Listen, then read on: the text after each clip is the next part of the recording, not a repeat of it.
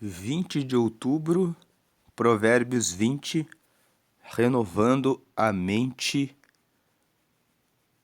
com Provérbios 20. Verso 1: O vinho é escarnecedor, e a bebida forte, alvoroçadora, e todo aquele que neles errar nunca será sábio.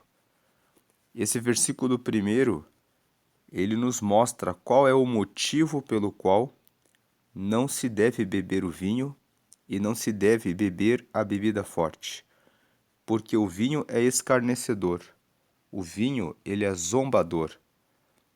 Você vê ele brilhando no copo e você vai bebendo e degustando e de repente você tropeça nele e de repente quando você menos espera, você está dependente do vinho e o tempo todo o que você deseja é o vinho. Nós temos a alegria do Senhor como a nossa força. E se a alegria do Senhor é a nossa força, não há motivos para que venhamos a desfrutar do vinho para que possamos ter algum tipo de alegria.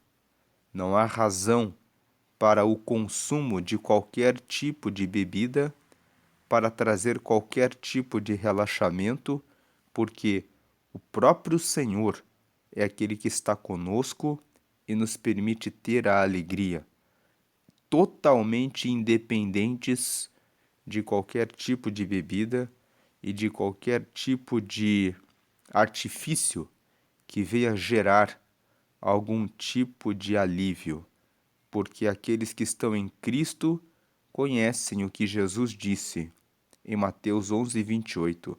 Vinde a mim, todos vós que estáis cansados e oprimidos, e eu vos aliviarei. No versículo 29 do mesmo capítulo 11 de Mateus, está escrito: Vinde e aprendei de mim, que sou manso e humilde de coração. E no versículo 30, Jesus fala que porque o meu fardo é suave e é leve, e todos aqueles que têm os seus fardos depositados no Senhor sentem essa leveza e são plenamente independentes de qualquer vinho e de qualquer bebida forte, porque a bebida forte é alvoroçadora. Significa que a bebida forte produz o alvoroço, a agitação, a incomodação. E todo aquele que neles errar nunca será sábio. Versículo 2: Como o bramido do leão é o terror do rei, o que provoca a sua ira peca contra a sua própria alma. Se você tem um chefe, um líder, o seu patrão ou alguém que tem algum cargo de poder e autoridade e você provoca essa pessoa, você mostra que é tolo. Você está pecando contra você mesmo, porque obviamente que essa pessoa que tem liderança, poder e autoridade vai rugir como se fosse um leão, o que significa que produzirá de alguma forma, de alguma maneira, o mal contra você pelo fato de ter provocado a ira dele. O versículo 2 nos fala sobre o respeito às autoridades, o respeito sobre aqueles que exercem poder. E por incrível que pareça, há muitos tolos que se voltam contra o guarda, o policial, contra o seu empregador, falando o que é indevido, pensando que estão carregados de razões, mas, na verdade, deve-se ter muita cautela quando se está diante de uma autoridade. Outro dia vi um jovem perder o carro e receber várias multas do policial, porque o policial fez apenas uma abordagem comum, rotineira, que corresponde ao seu trabalho diário. E aquele jovem começou a dizer palavrões para aquele guarda.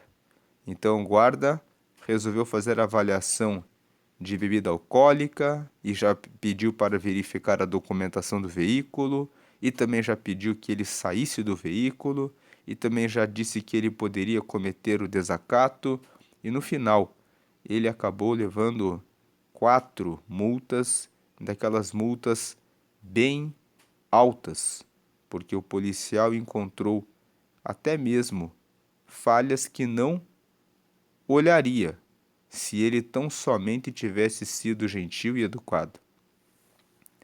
Versículo 3: Honroso é para o homem o desviar-se de questões, mas todo tolo se entremete nelas.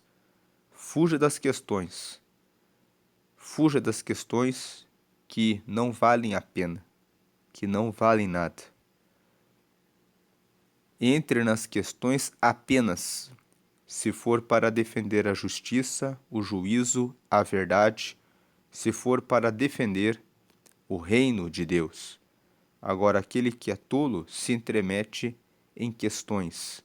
Quando o versículo 3 fala em questões, ele está falando de questões que são bobas, como, por exemplo, fofocas, mentiras, comentários e opiniões a respeito de assuntos que não levam a lugar algum.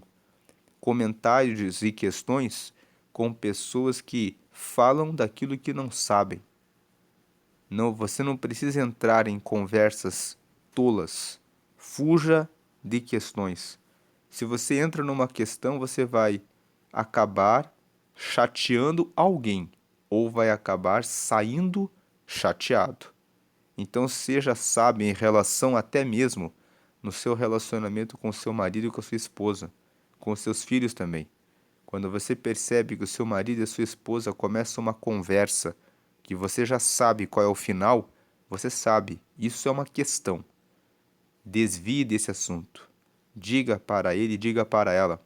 Vamos falar a respeito de e diga alguma coisa que seja edificante e mude o rumo da conversa para algo que é edificante, para que você edifique o seu casamento, para que você edifique o seu relacionamento com seus filhos, para que você derrote todo tipo de confusão. Verso 4: O preguiçoso não lavrará por causa do inverno, pelo que mendigará na colheita, e nada receberá. Se você tem sido preguiçoso com relação aos seus estudos, com relação a procurar novas fontes de renda por causa do inverno, você sempre vai encontrar uma desculpa para não fazer o que precisa ser feito.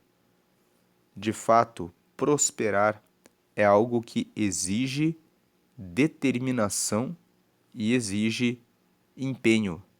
Vai exigir de você que você não dê desculpas nem pelo inverno, nem pelo calor, nem porque hoje está nublado, nem porque o tempo está ruim. Em Eclesiastes, no capítulo 11, está escrito que aquele que olha para o tempo, para as nuvens, nunca vai lançar a semente. Você precisa lançar a semente para que você possa, depois de muitos dias, ver o seu resultado. Eclesiastes 11, no versículo 1, fala: lança o teu pão sobre muitas águas, porque depois de muitos dias o acharás. Quando ele fala lança o teu pão, significa lança o teu trabalho, porque é com o trabalho que nós conseguimos o nosso pão. Então ele está dizendo: lança aquilo que você espera colher na sua mesa. Lança o teu pão, aquilo que você põe à sua mesa, sobre muitas águas, ou seja, para várias direções, e depois de muitos dias o acharás. Depois de muitos dias, sendo perseverante, trabalhando em 3 ou 4 fontes de renda, você terá 3, 4 ou até mais fontes de rendimentos, e isso fará com que você esteja farto e próspero. Se você não sabe no que investir o seu pão, comece um propósito de oração. Preste atenção nas suas habilidades. Liste em um papel quais as habilidades que você tem e como você pode se aplicar em obter rendas com essas habilidades. Veja o que você pode fazer num sábado ou num horário fora do seu expediente, daquele seu trabalho fixo que você tem. E comece a trabalhar e investir, pouco a pouco, todos os dias, mudando de carreiras. Procure avançar para carreiras melhores, onde os seus ganhos possam ser mais elevados. Fazendo isso desde jovem, desde agora, todos os dias. Depois de muitos dias, você vai colher os seus resultados. Então, o preguiçoso não é só aquele que cruza os braços e dorme demais. O preguiçoso também se refere ao acomodado, aquele que tem um emprego na carteira e ele pensa, está bom. E na verdade ele não tem ambição de crescer, de pensar em que um dia vai envelhecer e na velhice vai precisar de mais recursos, porque naturalmente na velhice, por mais que nós nos cuidemos, existem medicamentos e existem questões que são da idade e que exigirão mais recursos. Ter essa perspectiva e essa compreensão fará com que você se desperte para a necessidade de prosperar. Portanto, o preguiçoso também é o acomodado. Ele não vai lavrar a sua terra e vai encontrar justificativas como, por exemplo, está bom o que eu já tenho, porque eu tenho tudo o que eu preciso nesse momento. O preguiçoso só pensa nesse momento. Ele não faz uma previsão a respeito do futuro. E aqueles que vão dizer, mas nós não temos que nos preocupar com o amanhã. Sim, nós não podemos ficar ansiosos com relação ao dia de amanhã, que é o que Jesus disse em Mateus, no capítulo 6, no versículo 25 ao 33. Não fiquem ansiosos quanto ao que comer, ao que beber, ao que vestir.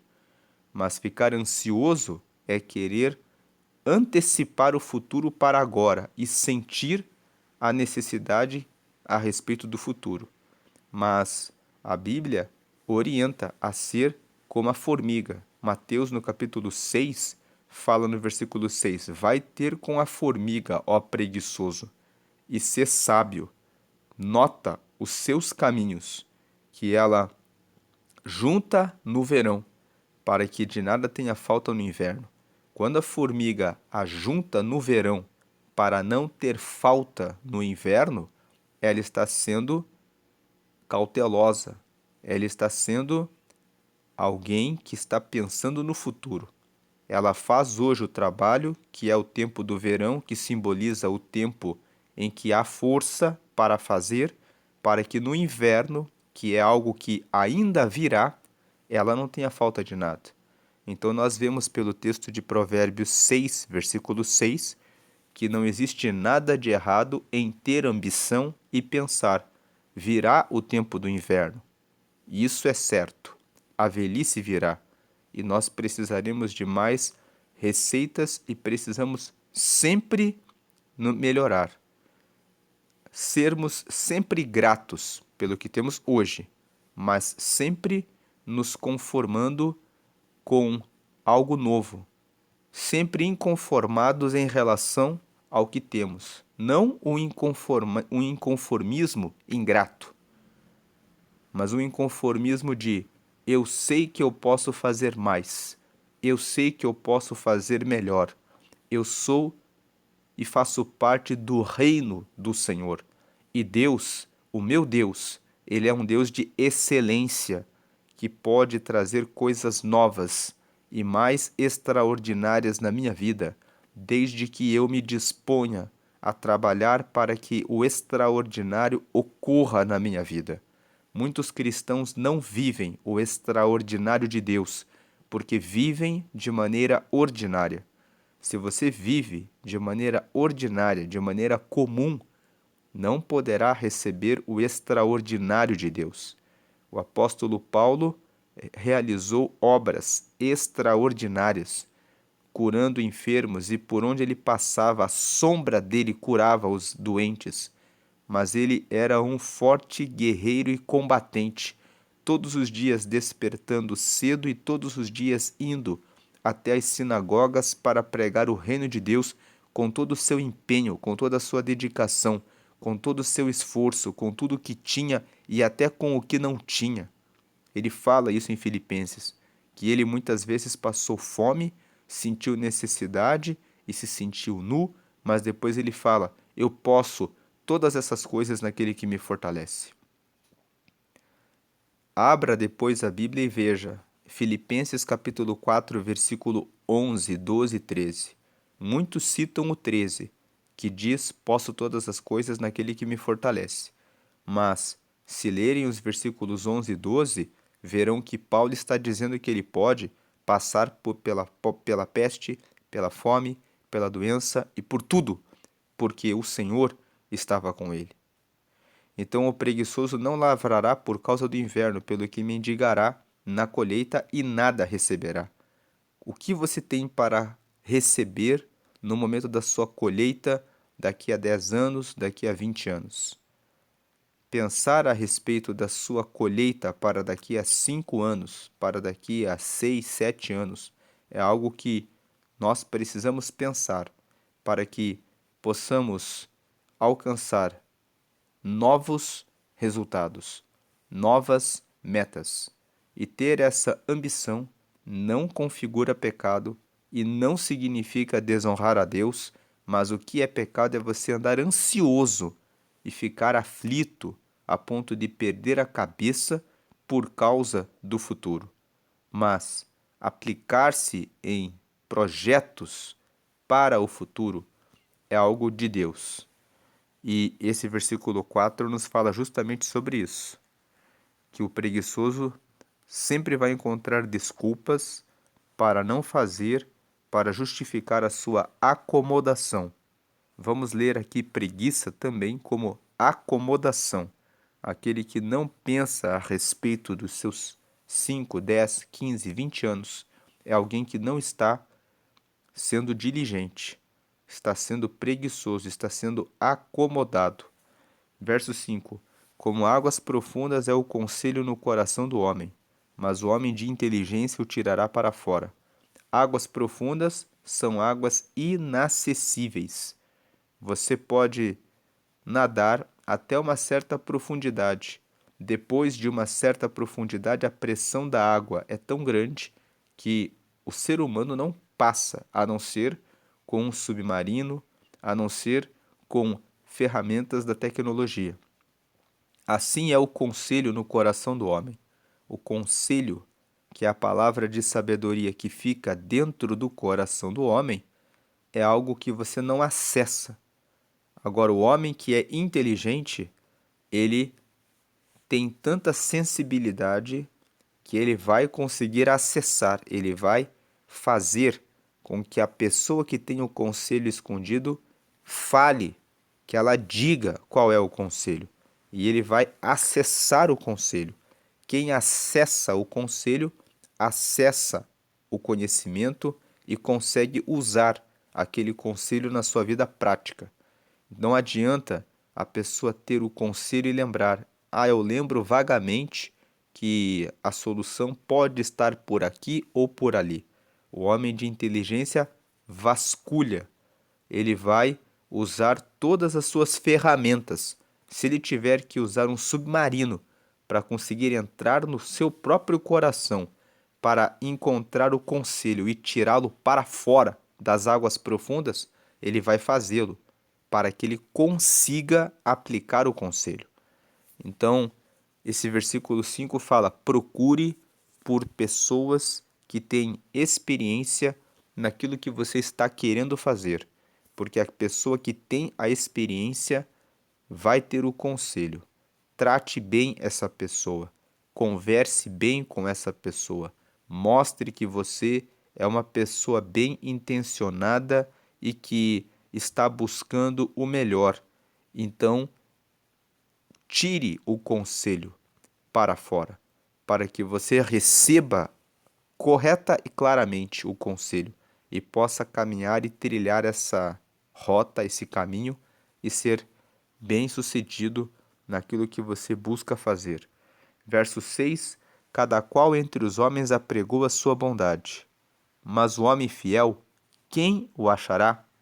O versículo 6 fala que todas as pessoas falam que são boas, mas é difícil de você encontrar uma pessoa fiel. É difícil. Muitas pessoas falam, mas você conhecer mesmo aquele que vai estar com você na hora da angústia, da tribulação, é só na hora da tribulação e da angústia que se descobre quem são os verdadeiros amigos. E é nessa hora que os homens que falam que são bondosos revelam se de fato o são. Verso 7. O justo anda na sua sinceridade. Bem-aventurados serão os seus filhos depois dele. O justo é aquele que se ajusta à vontade de Deus. Aquele que está justo usa as suas vestes espirituais justas ao seu corpo espiritual, ou seja, ele se alinha completamente à vontade de Deus. Ele vai andar na sua sinceridade. Sinceridade vem de sincera, que significa sincera, que significa mostrar-se como um vaso diante de Deus que não usa máscaras, que não coloca cera quando ocorre alguma trinca no seu vaso, mas se entrega ao Senhor, como diz em Jeremias, no capítulo 18, que nós somos como vasos na mão do oleiro. Ele é o oleiro. Ele trabalha no nosso vaso para que nós sejamos vasos de honra para ele. Aquele que é sincero, ele se deixa quebrar pelo mover do Espírito Santo, pelo mover de Deus. E assim ele não precisa colocar a cera, mas quando ocorre a trinca, ele é tratado para que ele continue no caminho certo. O justo anda na sua sinceridade. Confesse os seus pecados. Diga para o Senhor, de maneira clara e transparente, aquilo que você sentiu de pecado. Seja inveja, seja cobiça, seja gula. Você olhou e comeu além daquilo que era necessário. Seja um vício em relação ao açúcar, porque o açúcar ele vicia mais do que a cocaína. E nós precisamos entender isso como pecado, porque pecado significa aquilo que é errado. E sempre que nós pecamos, fazemos algo errado, nós temos consequências.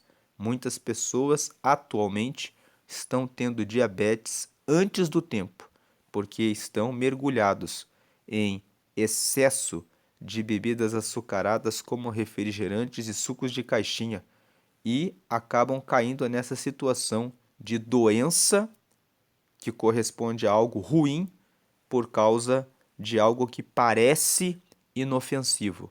Então o justo, ele presta atenção nas coisas à sua volta e ele entende o que é pecado.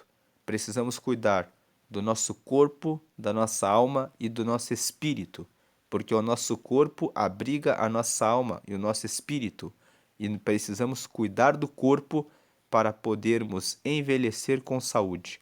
O justo anda na sua sinceridade. Bem-aventurados serão os seus filhos depois dele. Bem-aventurados serão os seus filhos depois dele, porque aquele que cuida bem de si próprio, no corpo, na alma e no espírito, verá os seus filhos praticando as mesmas obras, verá os seus filhos sendo um exemplo e também verá os seus filhos sendo felizes. Porque não darão trabalho para os seus filhos. Bem-aventurados serão os seus filhos depois dele. Os seus filhos serão alegres por terem um pai que está bem cuidado, por terem uma mãe que está bem cuidada, que andou na sinceridade. Portanto, pense a respeito de como você tem seguido a sua vida, se em sinceridade ou não. Comece a ser sincero, arrancando as máscaras, sendo bem honesto com você mesmo, com você mesma, no cuidado do seu corpo, da sua alma e do seu espírito, para que os seus filhos possam ser alegres e felizes em vê-lo bem, em vê-la bem e saberem que você está com plena saúde, mesmo apesar da sua idade. Versículo 8: Assentando-se o rei no trono do juízo, com os seus olhos dissipa todo o mal. Quando aquele que ocupa o cargo de juiz, aquele que ocupa um cargo de responsabilidade para fazer um julgamento, se assenta no trono do juízo, ou seja, se coloca no lugar de realizar o julgamento, com seus olhos ele vai dissipar todo o mal. Preste atenção no que você tem feito. Se você cair em um julgamento, aquele que é o rei, ou seja, aquele que vai estar naquele encargo, naquela missão de realizar o julgamento, ele vai limpar tudo aquilo que é mal. E se você tiver feito muitos males, você terá muitas coisas para serem dissipadas. Você terá muito o que pagar em razão dos males que cometeu. Portanto, fuja do mal. 9. Quem poderá dizer: purifiquei o meu coração, limpo estou de meu pecado? O versículo 9 nos traz um questionamento. Será que você pode dizer essa frase: purifiquei o meu coração e agora estou limpo de meu pecado? Nós somos pecadores. O tempo todo estamos pecando. Ora é uma cobiça, ora é uma inveja, ora é um pensamento mau em relação a alguém, ora é uma palavra dita de maneira indevida ou fora do tempo. Ora é um pensamento mau a respeito de alguém que nós estamos julgando sem conhecer direito. Nós estamos carregados de muitos pecados. Ora, estamos reclamando do clima, estamos reclamando do tempo. E quando estamos reclamando do tempo, estamos dizendo que o dono do tempo, que é Deus e que gera o dia e a noite, errou, porque hoje deveria estar o tempo que eu queria que estivesse. E quando eu faço isso, eu estou me colocando no lugar e no trono de Deus, como se a minha vontade e o que me interessa e o que diz respeito ao meu eu fosse superior em relação a Deus. Parece que não, mas é um pecado. Portanto, quem pode dizer: purifiquei o meu coração, limpo estou de meu pecado? Pecamos nas coisas mínimas e nem nos damos conta de que pecamos. Por isso precisamos confessar o pecado diariamente e pedir a Deus que nos abra os olhos para que possamos enxergar a ingratidão em relação a termos braços e pernas e não dependermos de nenhuma cadeira de rodas e podermos ver e falar e ter a nossa voz e os nossos ouvidos prontos para ouvir o que os sons da natureza nos proporcionam, porque existem pessoas que são surdas, que são cegas e mesmo assim não têm os braços, às vezes não têm as pernas, às vezes não têm os movimentos e ainda assim louvam ao Senhor. Verso 10. Duas espécies de peso e duas espécies de medida são abominação para o Senhor, tanto uma coisa como outra. Deus abomina a injustiça. Seja correto nas suas medidas. Em Provérbios 11, versículo 1 está escrito: balança enganosa é a abominação ao Senhor, mas o peso da justiça é o seu prazer. Julgue as coisas de maneira honesta. Seja alguém que respeita a igualdade na realização dos seus julgamentos. Pese as coisas com a mesma medida e de maneira correta. Não julgue alguém de maneira mais severa do que outrem. Se você quiser julgar o seu inimigo, não aplique um peso maior pelo fato dele ser seu inimigo em relação a qualquer fato. Se o seu inimigo foi justo naquilo que você quer avaliá-lo, reconheça que ele foi justo naquele ponto. Seja justo também com seus amigos. Seja seu amigo ou seja seu inimigo, ao avaliar uma situação ou uma questão, avalie com peso justo. 11. Até a criança se dará a conhecer pelas suas ações, se a sua obra for pura e reta. Quando você presta atenção naquilo que uma criança faz, você já percebe qual é a inclinação que essa criança tem. Pessoas que no futuro se revelaram criminosas mostram que desde a infância já tinham a mania de dar um beliscão na outra criança, empurrar a outra criança, agir com violência. É por isso que é importante disciplinar os filhos quando ainda são crianças, para que elas recebam penalidades, disciplinas, que elas percebam que se ela agride o próximo, ela vai perder algo de muito valor, que os pais possam fazer os seus filhos perderem coisas que são importantíssimas e de muito valor para elas sempre que elas praticarem o mal, porque isso vai colocar uma lição na mente delas. Toda vez que eu faço alguma coisa errada, alguma coisa ruim para o próximo, eu recebo um castigo em que eu perco o direito de usar o meu telefone celular. Eu perco o direito de sair para jogar uma partida com os meus amigos, que é uma coisa que eu gosto muito de fazer. Então isso vai fazer com que a criança entenda e relacione que a prática do mal leva a uma situação desfavorável e vai impedir que no futuro essa criança se envolva com coisas erradas.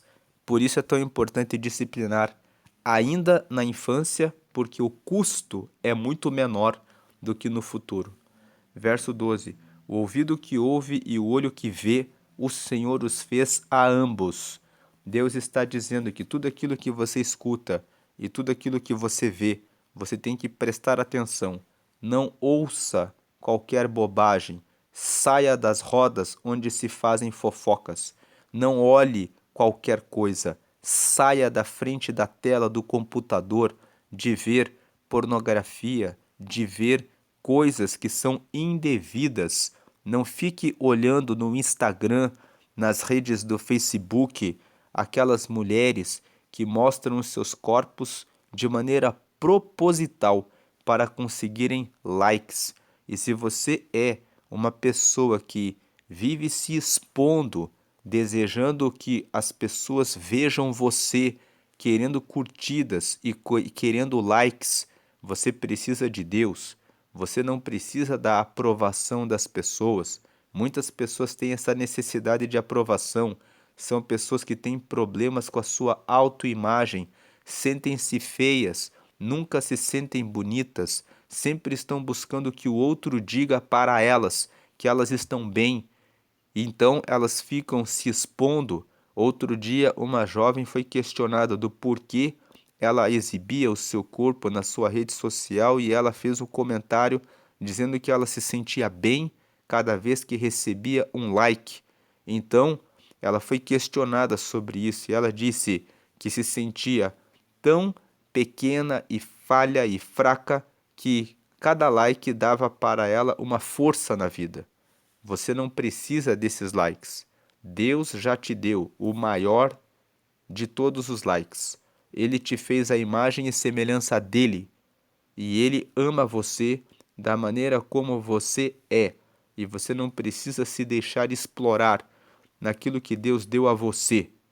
A sua beleza é para o seu marido, para o seu casamento, para que você tenha sua família, para que você seja uma pessoa feliz.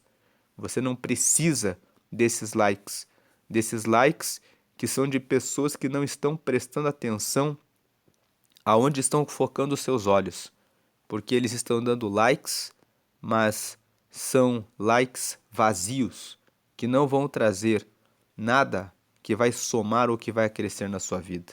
Fuja dessa necessidade de aprovação dos homens, porque o Senhor dos senhores e o Rei dos reis ama você.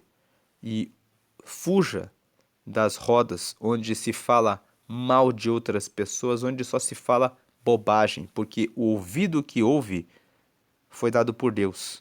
Devemos honrar tudo que recebemos de Deus. E o olho que vê também foi dado por Deus. Vamos honrar aquilo que estamos vendo. Aquilo que nós vemos determina a forma como vivemos. Olhe para coisas que são boas. Busque ler livros e usar os olhos para coisas úteis e relevantes, para coisas que somam, que agregam valor. Versículo 13: Não ames o sono para que não empobreças. Abre os teus olhos e te fartarás de pão.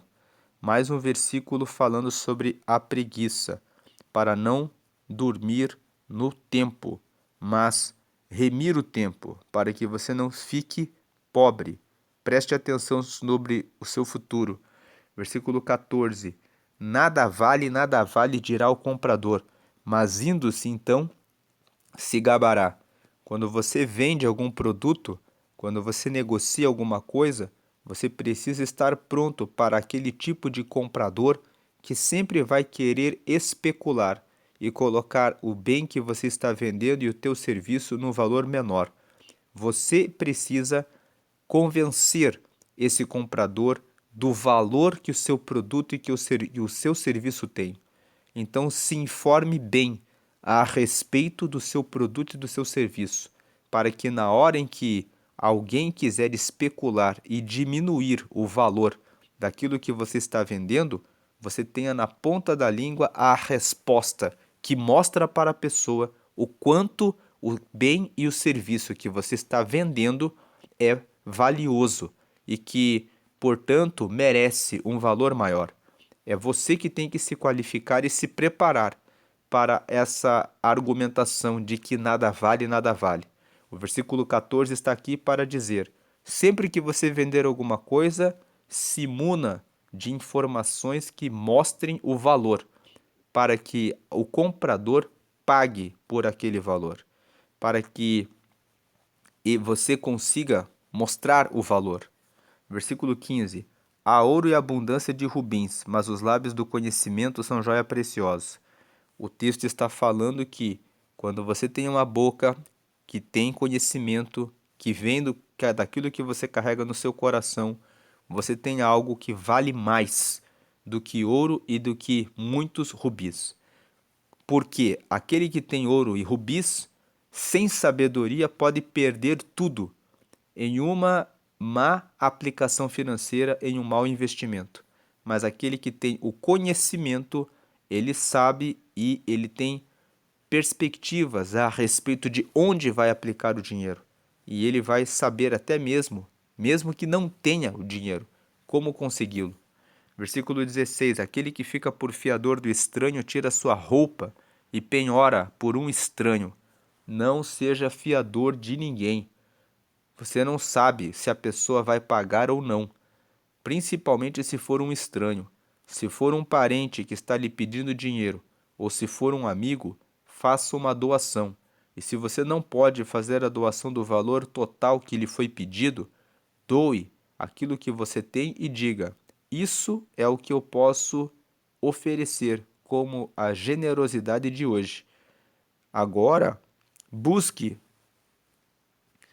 o que você precisa com os outros. 17. Suave é ao homem o pão da mentira, mas depois a sua boca se encherá de pedrinhas de areia. Aquele que mente, ele torna o caminho dele mais suave. Quando ele mente dizendo que, falando que não fez algo que deveria ter feito ou que esqueceu o caderno e o compromisso em outro lugar, querendo se justificar, o caminho dele fica mais aliviado na hora em que ele mentiu. Mas depois, quando se descobre que na verdade ele mentiu, a sua boca se encherá de pedrinhas de areia. 18. Cada pensamento com conselho se confirma, e com conselhos prudentes faz-se a guerra. Os conselhos dão respostas e vitórias. 19. O que anda maldizendo descobre o segredo, pelo que com o que afaga com seus lábios, não te entremetas. Fuja daquelas pessoas que vivem falando mal dos outros, porque quem fala mal dos outros mostra que não tem equilíbrio no que fala. Com certeza, quando você contar um segredo para essa pessoa, ela não conseguirá segurá-lo. Ela vai revelar, ela vai descobrir o segredo na hora que estiver falando, mesmo sem querer. Não é que a pessoa quer te prejudicar, mas ela é uma pessoa que vive maldizendo. Ela não consegue controlar a boca. Ela vai revelar o teu segredo. Então, não confie em quem vive maldizendo, pelo que com o que afaga com seus lábios não te entremetas. Se a pessoa vive elogiando os outras, vive afagando com a boca, ela vai contar o seu segredo. 20. O que a seu pai ou a sua mãe amaldiçoar, apagar-se-lhe-á a sua lâmpada e ficará em trevas densas. O pai e a mãe sempre querem o nosso bem, a não ser que sejam pais e mães desnaturados.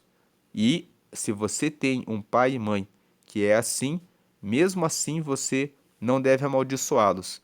Perdoe eles e se inspire em pessoas que são modelo e que são exemplo. E siga os conselhos dessas pessoas que te servem como modelo, que pode ser um pastor, pode ser um patrão, pode ser o pai de um amigo ou de uma amiga, pode ser um homem que você conhece de longe, mas que você sabe que dá bons exemplos. Se inspire em alguém que você possa ver como pai ou como mãe, no caso de você não ter um pai e uma mãe que querem o seu bem. Mas, em geral, o pai e a mãe querem o bem dos seus filhos, e são eles que iluminam os passos e os caminhos para que você se desvie do caminho errado. Agora, aquele que desonra o pai e a mãe, que os amaldiçoa, perderá esse conselho e ficará em densas trevas.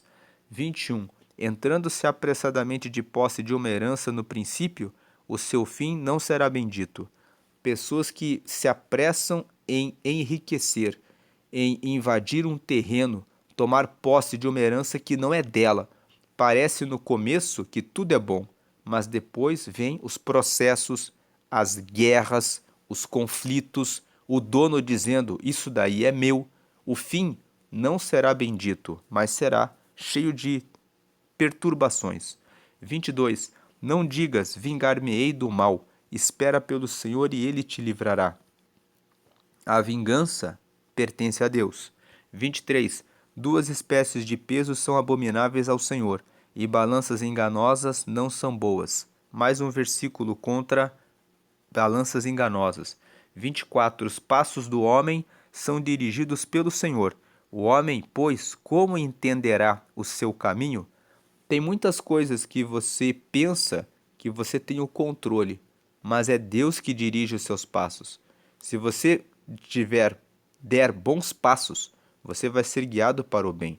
Se você der passos maus, você será caminhado para o mal, porque a lei da justiça divina faz com que Deus retribua a cada um segundo as suas obras.